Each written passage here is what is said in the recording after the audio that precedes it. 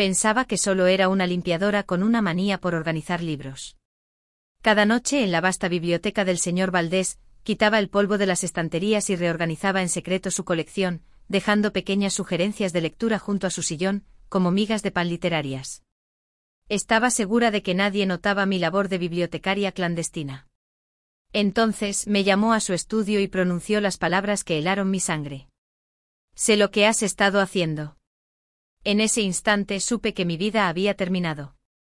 La finca Valdés era el tipo de lugar que uno lee en las novelas. Extensa, imponente y llena de más dinero del que la mayoría de la gente ve en toda su vida. Llevaba allí 6 meses, formando parte del equipo de limpieza nocturno, y todavía me sentía como una intrusa cada vez que cruzaba aquellos pasillos de mármol. Mi área asignada era la biblioteca, y llamarla biblioteca era como llamar charco al océano. 3 pisos de estanterías de suelo a techo, escaleras rodantes, rincones de lectura con sillones de cuero que probablemente costaban más que mi coche, y una colección que haría llorar de envidia a los bibliotecarios universitarios. Se rumoreaba que el señor Valdés, el propietario, poseía más de 50.000 libros. El problema era que no tenía ningún sistema. Lo descubrí la primera noche, cuando estaba desempolvando la sección de filosofía y encontré un libro de cocina encajado entre Nietzsche y Descartes. Una novela romántica se sentaba junto a una biografía de Einstein. Las primeras ediciones de Dickens estaban esparcidas por diferentes pisos, como si alguien las hubiera tirado desde un helicóptero. Era un caos literario y a mi título de literatura inglesa le hacía llorar. Me había graduado de la Universidad Complutense hacía 3 años con una licenciatura en literatura inglesa y sueños de trabajar en editoriales o en el ámbito académico. Pero los sueños no pagan los préstamos estudiantiles. Y el mercado laboral para licenciados en filología inglesa era tan acogedor como una biblioteca cerrada con llave. Había enviado solicitudes a docenas de editoriales, agencias literarias y puestos universitarios. Las respuestas siempre eran las mismas: buscamos a alguien con más experiencia, o hemos decidido optar por otro candidato. Las pocas entrevistas que había conseguido habían terminado con educadas negativas y sugerencias para seguir construyendo mi portafolio. Mientras tanto, los pagos de mis préstamos estudiantiles vencían cada mes. Mi alquiler no se iba a pagar solo, y mi cuenta de ahorro se acercaba peligrosamente a cero. Cuando mi compañera de piso mencionó que su empresa de limpieza estaba contratando para turnos nocturnos, con buen sueldo, horario flexible y sin necesidad de experiencia, me tragué mi orgullo y solicité el puesto. Es temporal, me dije a mí misma mientras rellenaba la solicitud. Hasta que surja algo mejor. Eso fue hace 18 meses. Mis padres, ambos trabajadores manuales, intentaron ser comprensivos. Estás ganando experiencia vital, decía mi madre en nuestras llamadas semanales. Y sigues leyendo, sigues aprendiendo. La oportunidad adecuada llegará. Pero estar de pie en esa magnífica biblioteca cada noche, rodeada de más libros de los que la mayoría de la gente ve en una vida, se sentía como un tipo especial de tortura. Ahí estaba yo, alguien que había pasado 4 años estudiando literatura, que había escrito una tesis sobre la evolución del narrador poco fiable, que podía discutir las temáticas en la obra de Toni Morrison durante horas, y me pagaban por quitar el polvo de los lomos de los libros que había matado por tener tiempo para leer. La ironía no se me escapaba. Probablemente era la limpiadora más sobrecalificada de la ciudad, trabajando en la biblioteca menos organizada que jamás había visto. Al principio intenté ignorarlo. Estaba allí para limpiar, no para juzgar las habilidades organizativas de un multimillonario. Pero cada noche, mientras quitaba el polvo y aspiraba alrededor del hermoso desorden, me molestaba más. Estos libros merecían algo mejor. Merecían ser encontrados, ser leídos, ser amados. Así que empecé poco a poco, solo moviendo algunos libros a donde pertenecían, juntando todo Shakespeare, agrupando la poesía, creando una pequeña sección de ficción contemporánea que realmente tuviera sentido. Luego me volví más audaz. Noté que el señor Valdés tenía un sillón de lectura, un enorme sillón de cuero posicionado cerca de los altos ventanales con una mesita auxiliar que siempre sostenía el libro que estaba leyendo. Los libros cambiaban cada pocos días y empecé a prestar atención a sus gustos. Leía de todo. Ficción literaria, biografías, textos científicos, filosofía, incluso alguna novela de misterio ocasional. Una noche lo encontré leyendo una copia desgastada de Matar a un ruiseñor.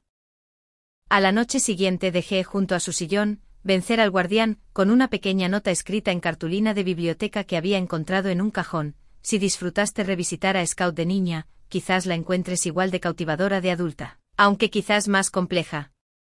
Un compañero lector. Firmé así porque no me atrevía a usar mi nombre real. Si se quejaba a la empresa de limpieza, necesitaba negación plausible. El libro desapareció. A la noche siguiente, animada, continué mi curación secreta. Cuando lo encontré leyendo a Murakami, dejé Crónica del pájaro espiral, con una nota sobre realismo mágico. Cuando terminó una biografía de Churchill, le sugerí Los cañones de agosto para obtener más información sobre el liderazgo en tiempos de guerra. Cada libro desaparecía. Cada nota se desvanecía. Y lentamente comencé a ver cambios en la propia biblioteca. Los libros estaban siendo devueltos a las estanterías en las secciones que yo había organizado. La casa se estaba convirtiendo en orden, un área pequeña a la vez. Me decía a mí misma que probablemente ni siquiera se daba cuenta.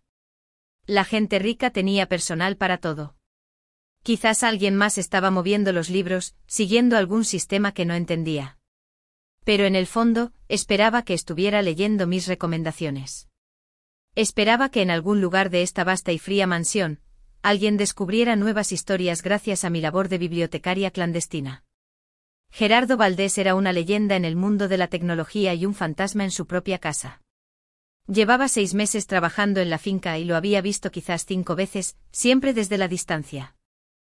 Era más joven de lo que esperaba, tal vez 45 años, con el pelo oscuro que parecía que se pasaba las manos cuando pensaba, y el tipo de concentración intensa que te hacía sentir que podía ver a través de las paredes. El resto del personal hablaba de él en susurros, y nada de ello era particularmente alentador. Había despedido a la última bibliotecaria por mover un solo libro sin permiso, ni siquiera le dio la oportunidad de explicarse, simplemente hizo que seguridad la escoltara. Una vez hizo que un chef rehiciera todo el menú de una cena porque el plato de ensalada se sirvió en platos equivocados. El hombre lo nota todo y no perdona nada. Las historias pintaban el retrato de alguien brillante pero imposible, exitoso pero aislado. Construyó un imperio tecnológico valorado en miles de millones. Pero, según el personal, no confiaba en nadie y parecía agradarle aún menos gente, lo que hacía que mi secreta organización de libros se sintiera cada vez más peligrosa. Cada noche, mientras movía cuidadosamente volúmenes y dejaba mis pequeñas notas, imaginaba la conversación en la que tendría que explicarme. Bueno, señor Valdés, sé que no pidió mi opinión, pero pensé que podría disfrutar de algo de Toni Morrison después de terminar esa biografía de James Baldwin. Sería una conversación muy corta que terminaría con mi despido inmediato, pero no podía detenerme. La biblioteca era demasiado hermosa, demasiado llena de potencial para dejarla en el caos. Y los libros que recomendaba seguían desapareciendo, lo que tenía que significar algo. Empecé a notar otras cosas también. El sillón de lectura siempre estaba posicionado para captar la mejor luz natural durante el día. Había gafas de lectura en la mesita auxiliar, unas caras, con una prescripción que sugería a alguien que pasaba mucho tiempo con los libros. A veces encontraba varios marcapáginas esparcidos, como si estuviera leyendo varios libros simultáneamente. Esta no era una persona que coleccionara libros como decoración. Era alguien que realmente los leía, que vivía con ellos, que los necesitaba. Una noche encontré un cuaderno junto a su sillón lleno de una caligrafía que asumí que era suya. Las páginas que pude ver contenían lo que parecían ser notas de libros, citas, pensamientos, reacciones a lo que estuviera leyendo. La caligrafía era precisa pero apresurada, como alguien intentando capturar ideas antes de que escaparan. No lo leí. Eso habría sido una violación demasiado grande. Pero verlo me hizo sentir menos sola en mi obsesión literaria. En algún lugar de esta mansión había otra persona que pensaba que los libros valían la pena para tomar notas, para tener conversaciones, aunque esas conversaciones fueran unilaterales. Hizo que mi curación secreta se sintiera menos como allanamiento de morada y más como colaboración. 3 semanas después de mi proyecto de reorganización no autorizada de la biblioteca, hice un descubrimiento que lo cambió todo. Estaba colocando algo de poesía que había encontrado esparcida por 3 pisos diferentes cuando noté algo extraño. Los libros que había estado recomendando no solo desaparecían. Estaban siendo devueltos a lugares específicos. No lugares aleatorios, sino posiciones cuidadosamente elegidas que sugerían que alguien estaba construyendo su propio sistema de organización. La obra de Toni Morrison que había sugerido después de que él leyera a James Baldwin ahora estaba colocada con otra literatura afroamericana. La obra de historia de Barbara Tuchman que había recomendado estaba agrupada con otra no ficción narrativa. Alguien no solo estaba leyendo mis sugerencias, sino integrándolas en una estrategia de colección más amplia. Animada por esta evidencia de que mis recomendaciones eran apreciadas, comencé a dejar notas más detalladas. En lugar de solo sugerir libros, comencé a explicar conexiones entre autores, temas que enlazaban diferentes obras, contextos históricos que podrían mejorar la comprensión. Cuando lo encontré leyendo 1984, dejé Un mundo feliz, con la nota sobre la literatura distópica y cómo Orwell y Huxley habían imaginado futuros diferentes pero igualmente aterradores. Cuando terminó una biografía de Marie Curie, le sugerí La vida inmortal de Henrietta Lacks con reflexiones sobre ciencia, ética y las historias que contamos sobre el descubrimiento. Mis notas se hicieron más largas, más personales. Me encontré compartiendo no solo qué libros podría disfrutar, sino porque importaban, que habían significado para mí, cómo se conectaban con conversaciones más amplias sobre la humanidad y el arte y la forma en que vivimos. Estaba teniendo las conversaciones literarias que siempre había soñado, aunque fueran completamente unilaterales. Entonces una noche encontré algo que me hizo detener el corazón. Junto a su sillón de lectura había un cuaderno nuevo, diferente del que había vislumbrado antes. Este estaba abierto en una página que claramente estaba destinada a que yo la viera. Con la misma caligrafía precisa, alguien había escrito a mi misteriosa bibliotecaria: tus recomendaciones han sido extraordinarias, tus ideas reflexivas e iluminadoras. Me encuentro deseando descubrir qué sugerirás a continuación. Gracias por ayudarme a ver mi propia colección con nuevos ojos. Un lector agradecido. Me quedé mirando la nota durante 5 minutos completos, con las manos temblando mientras sostenía mi paño para el polvo. Sabía que lo sabía todo el tiempo. Y en lugar de estar enfadado, estaba agradecido. Miré a mi alrededor en la biblioteca con nuevos ojos, de repente consciente de que esto ya no era solo mi secreto. En algún lugar de esta vasta casa, alguien estaba prestando atención a mi trabajo, apreciando mi pasión, involucrándose con mis ideas. Por primera vez desde que empecé a trabajar en la finca, no me sentía como una intrusa. Me sentía como una colaboradora. Esa noche dejé una nota más larga de lo habitual junto con mi recomendación. Sugerí La sombra del viento de Carlos Ruiz Zafón y escribí sobre la magia de las bibliotecas, sobre los libros que encuentran a sus lectores, sobre la forma en que las historias pueden crear conexiones entre extraños. Firmé por primera vez con mi nombre real, Clara. La llamada llegó un martes por la mañana, justo cuando llegaba a casa de mi turno. Llevaba 7 meses trabajando en la finca, y mi correspondencia secreta con el señor Valdés había estado en curso durante casi 2 meses. Me había acostumbrado a nuestro intercambio literario, incluso me había vuelto lo suficientemente audaz como para discrepar ocasionalmente de sus elecciones de lectura en mis notas. Señorita Michaels, la voz al otro lado del teléfono era nítida, profesional. Soy Margot, la asistente personal del señor Valdés. Le gustaría verla en su estudio esta tarde a las 2. Mi sangre se convirtió en agua helada. Lo siento, ¿qué? El señor Valdés desea reunirse con usted hoy a las 2. La dirección es. Conozco la dirección, dije débilmente. ¿Puedo preguntar de qué se trata? Él se lo explicará cuando llegue. Por favor, utilice la entrada principal. La entrada principal, no la puerta de servicio que había estado usando durante meses. Esto era serio. Pasé las siguientes 4 horas en un estado de pánico. Sabía lo de los libros. Eso estaba claro por nuestro intercambio de notas. Pero quizás finalmente había decidido que era inapropiado. Quizás alguien se había quejado. Quizás había cruzado una línea con una de mis recomendaciones o comentarios. Pensé en la nota que había dejado la noche anterior junto con una copia de La ladrona de libros. Había escrito sobre el poder de las palabras, sobre cómo los libros podían sobrevivir incluso cuando todo lo demás era destruido. ¿Había sido eso demasiado personal, demasiado presuntuoso? Me cambié de ropa 3 veces, decidiéndome finalmente por un sencillo vestido negro que parecía apropiado tanto para una entrevista de trabajo como para un funeral. Dada mi situación actual, podía ser cualquiera de las dos cosas. La entrada principal de la finca Valdés era aún más intimidante de lo que había imaginado.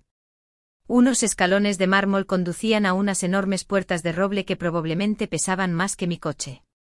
Toqué el timbre y esperé con el corazón martilleando contra mis costillas.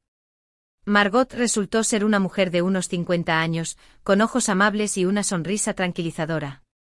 Señorita Michaels, puntual. El señor Valdés la espera en su estudio. Me condujo por pasillos que solo había visto en la oscuridad, pasando por habitaciones llenas de arte que pertenecía a museos. Todo era hermoso, caro y ligeramente frío, como un hotel muy elegante donde nadie vivía realmente. El estudio era diferente. Más pequeño de lo que esperaba, forrado de libros, lleno del tipo de desorden confortable que sugería que alguien realmente trabajaba allí. Había papeles esparcidos sobre un escritorio masivo, tazas de café que no se habían retirado, y gafas de lectura en al menos 3 ubicaciones diferentes. Y allí, levantándose de una silla junto a la ventana, estaba Gerardo Valdés. Era más alto de lo que parecía a distancia, y sus ojos eran de un marrón oscuro que parecía notar todo. Parecía cansado, me di cuenta, de una manera que iba más allá de la necesidad de dormir. Señorita Michaels, dijo, y su voz era más cálida de lo que esperaba. Gracias por venir. Por favor, siéntese. Me senté al borde de un sillón de cuero con las manos cruzadas en el regazo como una niña llamada a la oficina del director. Supongo que se estará preguntando por qué la pedí aquí, dijo. Tengo una idea, dije en voz baja. Y quiero disculparme. Sé que me excedí. No debería haber tocado sus libros sin permiso y definitivamente no debería haber dejado notas. Simplemente. No pude evitarlo. Me estudió durante un largo momento y me preparé para la lección sobre límites y comportamiento apropiado. En cambio, sonrió. Señorita Michaels, dijo el señor Valdés, acomodándose en la silla frente a mí. Necesito mostrarle algo. Cogió una tablet de su escritorio y tocó la pantalla un par de veces. Esta es la grabación de seguridad de la biblioteca. La he estado observando trabajar. Se me cayó el estómago. Por supuesto que había cámaras. Por supuesto que él había estado observando. Iba a ser despedida, quizás arrestada por robo o daños a la propiedad. Pero cuando me giró la tablet, vi algo inesperado. La pantalla me mostraba la noche anterior, moviendo cuidadosamente libros, quitando el polvo de las estanterías y sí, dejando mi nota junto a su sillón de lectura. Pero la forma en que había editado el metraje, parecía menos vigilancia y más documentación. La he estado observando reorganizar mi colección durante meses. Al principio me molestó. Nadie toca mis libros sin permiso. Estaba listo para despedirla. Gimí. Pero continuó, luego empecé a prestar atención a lo que estaba haciendo. No solo estaba moviendo libros al azar. Estaba creando sistemas, estableciendo conexiones, haciendo la colección más accesible. Y sus recomendaciones, hizo un gesto hacia una pila de libros sobre su escritorio. Cada una de las que me ha sugerido en los últimos 2 meses. Han sido extraordinarias. Lo siento, dije de nuevo. Sé que no debería haberlo hecho. Dijo con firmeza, deje de disculparse. Ha hecho algo notable aquí. Ha tomado una colección que había acumulado pero nunca organizado adecuadamente y la ha convertido en algo funcional. Más que eso, me ha presentado libros que nunca habría encontrado por mi cuenta. Se levantó y caminó hacia la ventana, de espaldas a mí. ¿Puedo decirle algo, señorita Michaels? ¿Algo que no le he dicho a nadie más? Asentí, aunque no pudiera verme. Me estoy quedando ciego. Las palabras quedaron suspendidas en el aire entre nosotros. Sentí que se me cortaba la respiración. Es una condición genética degenerativa. Sé desde hace 2 años que estaba llegando, pero está acelerando más rápido de lo que predijeron los médicos. Todavía puedo ver, pero leer se está volviendo difícil. Las palabras se difuminan, especialmente con poca luz. Me quedan quizás 6 meses antes de que leer sea imposible. Se giró para mirarme y pude ver el dolor en sus ojos. No dolor físico, sino la agonía de alguien que se enfrenta a la pérdida de algo esencial. Los libros han sido mi escape durante toda mi vida. Cuando estaba construyendo la empresa, trabajando 18 horas al día, lidiando con juntas directivas y adquisiciones hostiles, volvía a casa y leía. Era lo único que me mantenía cuerdo, lo único que se sentía real. Quise decir algo, pero no encontré palabras que parecieran adecuadas. Cuando llegó el diagnóstico, empecé a comprar libros frenéticamente. Primeras ediciones, manuscritos raros, colecciones enteras. Me decía a mí mismo que los estaba preservando, pero en realidad solo estaba acaparando, intentando rodearme de todas las historias que quizás nunca podría leer. Señaló hacia la biblioteca, más allá de su estudio. 53.000 libros, señorita Michaels, y me ahogaba en ellos. Se estaban convirtiendo en un monumento a todo lo que estaba a punto de perder, en lugar de una celebración de todo lo que había amado. Entonces usted empezó a organizarlos. Y más que eso, empezó a hablarme de ellos. Sus notas no eran solo recomendaciones. Eran conversaciones. Compartía su pasión, sus ideas, su amor por la literatura.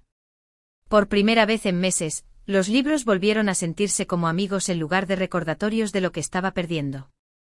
Finalmente encontré mi voz. Señor Valdés, no tenía ni idea. Lo siento muchísimo. No se disculpe. Sea interesada, porque tengo una propuesta para usted. Se inclinó hacia adelante, su expresión intensa pero esperanzada. Quiero ofrecerle un trabajo no como limpiadora, sino como mi bibliotecaria y lectora personal. Quiero que catalogue y organice mi colección adecuadamente. Quiero que me lea para ayudarme a experimentar los libros de una nueva manera. Quiero que sea mis ojos en el mundo de la literatura. Lo miré fijamente, segura de haber oído mal. ¿Yo? ¿Qué? El salario sería de 150.000 euros al año, más beneficios, más una asignación de vivienda si quiere vivir en la finca.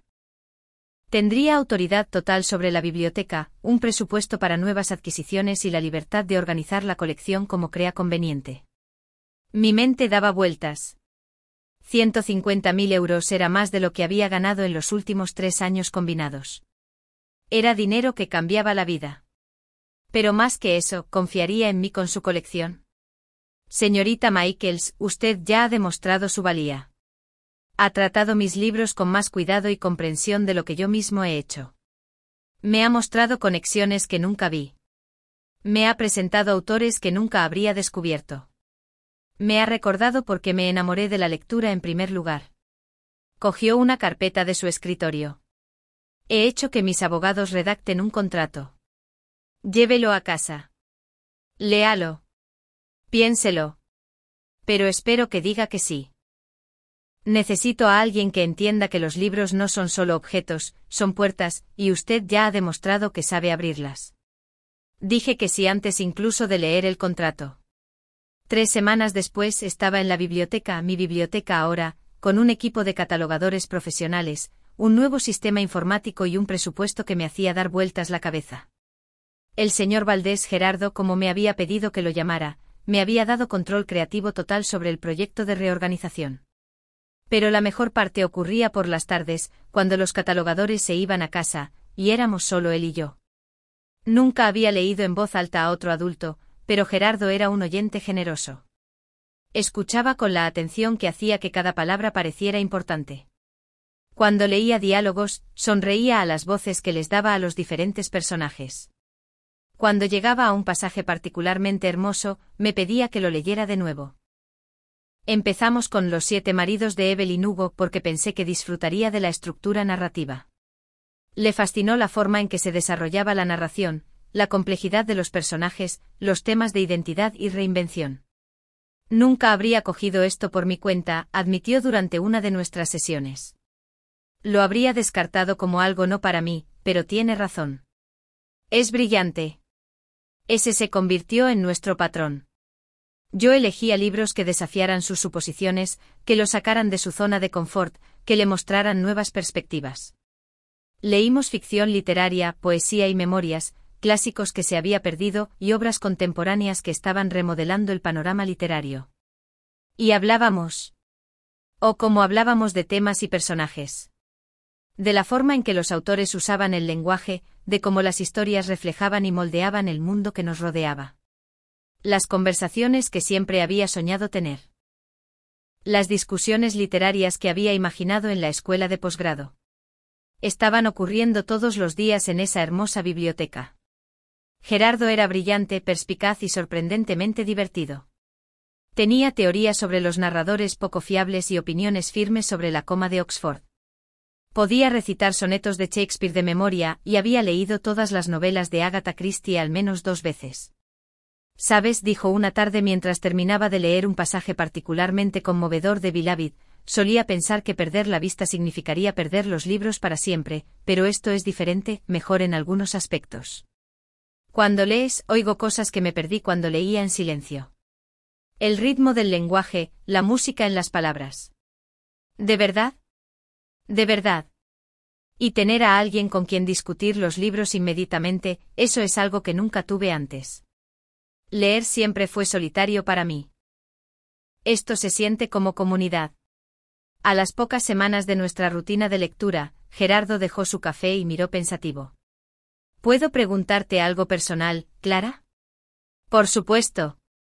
¿De dónde viene este amor por los libros?» «La forma en que hablas de literatura no es solo una lectura casual. Hay una profundidad real ahí». Sonreí, recordando. Mi abuela, en realidad, era bibliotecaria en un pequeño pueblo de Oregón. Cada verano, mis padres me enviaban a pasar tiempo con ella, y ella me dejaba ayudar en la biblioteca. Yo tenía quizás 8 años, estampando fechas de devolución y colocando libros ilustrados, pensando que tenía el trabajo más importante del mundo. Eso suena mágico. Lo fue. Pero la verdadera magia ocurría por la noche. La abuela preparaba chocolate caliente y nos sentábamos en su salón, que era básicamente una segunda biblioteca, y ella me leía, no libros infantiles, sino literatura real. Steinbeck, Harper Lee, incluso algo de Dickens. Cuando me hice mayor, se detenía cada pocas páginas y me preguntaba qué pensaba, como si mi opinión realmente importara. Gerardo se inclinó genuinamente interesado. Suena maravillosa. Lo era.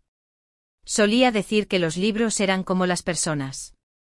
A algunos les gustarías inmediatamente, a otros les gustas con el tiempo, y a algunos te desafiarían de formas que te harían mejor. Me enseñó que leer no era solo entretenimiento. Era una conversación con las mentes más grandes de la historia. ¿Es por eso que estudiaste literatura? En parte, pero también porque quería entender cómo funcionan las historias, porque algunos libros se quedan contigo para siempre mientras que otros se desvanecen. Hice una pausa, recordando el optimismo que sentí al cruzar el escenario de graduación. ¿Qué pasó? La realidad, dije con una risa irónica. Resulta que el mundo literario es mucho más pequeño y competitivo de lo que había imaginado, y mucho menos interesado en contratar recién graduados con grandes sueños y pequeñas cuentas bancarias. Así que terminaste limpiando en lugar de curando. Sí. Pero, ¿sabes qué es gracioso? Trabajar en tu biblioteca, incluso como limpiadora, se sintió más cerca del mundo de mi abuela que cualquiera de esos trabajos a los que solicité. Estar rodeada de libros, aunque no pudiera leerlos todos, se sintió como volver a casa. Gerardo se quedó en silencio por un momento. Estaría orgullosa de ti, creo. Mi abuela, encontraste una manera de honrar los libros incluso cuando los caminos tradicionales estaban cerrados para ti. Espero que sí, dije en voz baja. Ella siempre decía, el libro correcto te encuentra cuando más lo necesitas. Nunca pensé que eso se aplicara también a los trabajos. 6 meses después de mi nuevo puesto, Gerardo hizo otro gesto generoso. Había notado que mi desplazamiento desde el otro lado de la ciudad me quitaba tiempo de lectura y me costaba una parte significativa de mi salario en gasolina y alquiler. Tengo una propuesta, dijo una tarde. Hay una casa de invitados en la propiedad que ha estado vacía durante años. Está completamente amueblada, tiene entrada propia y está a unos 5 minutos a pie de la biblioteca. ¿Estaría interesada en vivir allí? Podría ajustar su salario para incluir la vivienda como parte de su paquete de compensación. Me quedé atónita. La casa de campo era encantadora. Un espacio pequeño pero confortable con chimenea, una cocina moderna y grandes ventanales que daban a los jardines de la finca. Más importante aún, me permitiría ahorrar dinero y estar más cerca del trabajo que amaba. ¿Estás seguro?, pregunté. Parece demasiado. Cari, has transformado no solo mi biblioteca, sino toda mi relación con los libros. Tenerte cerca significa que puedo concentrarme en la literatura en lugar de en la logística. Es práctico para ambos. Y pensé que quizás te gustaría vivir más cerca de los libros. Me mudé al mes siguiente. Vivir en la finca se sintió surrealista al principio, pero rápidamente se convirtió en mi hogar. Podía ir andando al trabajo a través de hermosos jardines. Tenía mi propio espacio al que retirarme, y estaba ahorrando suficiente dinero para empezar finalmente a pagar mis préstamos estudiantiles de forma agresiva. Pero lo mejor fue ver a Gerardo redescubrir su amor por los libros. La tristeza que había ensombrecido sus ojos cuando nos conocimos se había ido, reemplazada por curiosidad y emoción. Había conseguido un perro guía, un Golden Retriever llamado Dickens, y había empezado a asistir a eventos literarios en la ciudad, utilizando su nueva perspectiva para interactuar con los libros de maneras que nunca antes había considerado. Cambiaste mi visión de la literatura, me dijo una noche mientras terminábamos la biblioteca de la medianoche. Pensé que perder la vista significaba perder las historias. En cambio, significó encontrar una mejor manera de experimentarlas. Un año después, Gerardo decidió abrir su biblioteca al público. Un día a la semana, empezamos a organizar grupos de lectura, eventos con autores y programas de alfabetización para las escuelas locales. La biblioteca, que una vez fue un tesoro privado, se convirtió en un recurso comunitario, un lugar donde la gente podía descubrir la misma magia que nos había unido. Todavía dejo notas junto a su sillón de lectura a veces. Los viejos hábitos tardan en morir. Pero ahora, no son recomendaciones secretas de una misteriosa bibliotecaria. Son mensajes entre amigos, entre dos personas que entienden que los libros no son solo entretenimiento o decoración. Son puentes entre el pasado y el presente, entre diferentes perspectivas, entre personas que quizás nunca se habrían encontrado sin la magia de una historia compartida. Y cada tarde, cuando me acomodo en mi sillón y abro un nuevo libro, cuando oigo los pasos de Gerardo y el suave jadeo de Dickens mientras se unen a nosotros en nuestra biblioteca, me recuerdo que a veces las mejores historias no son las que leemos. A veces, son las que vivimos.